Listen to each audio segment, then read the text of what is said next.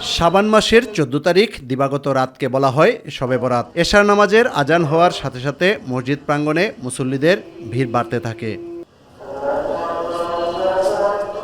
জামাতে ফরজ সালাত আদায়ের পর সুন্নত ও ওয়াজিব নামাজের পাশাপাশি নফল ইবাদতে মশগুল হন মুসল্লিরা। ইবাদত বন্দেগীর ফাঁকে মহান রবের দরবারে মোনাজাত করেন মুসল্লিরা। শবে বরাত তো আলহামদুলিল্লাহ যে একটা নফল ইবাদত করার এবং রোজা আসতেছে তার প্রস্তুতি নেওয়ার একটা আগাম বার্তা।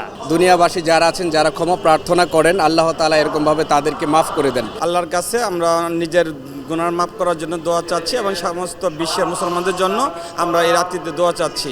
অধিক নেকি লাভের আশায় অনেকে দান করেন অসহায়দের। সারা বিশ্বের মানুষের জন্য দোয়া করেছি, বাবা মার জন্য দোয়া করেছি যেন পরের দিনগুলো অনেক ভালো যায় এবং সামনেই রমজান মাস আসছে, তো সেই মাসটা যেন ইনশাল্লাহ রোজা রাখতে পারি। আল্লাহ তাআলার কাছে ফরিয়াদ করলাম যেন পিছনের সকল গুনাহ মাফ করে দিয়ে সামনের দিনগুলোতে যেন আমরা পাঁচ ওয়াক্ত নামাজ পড়তে পারি, আল্লাহর আহকাম যেন আমরা মেনে চলতে পারি।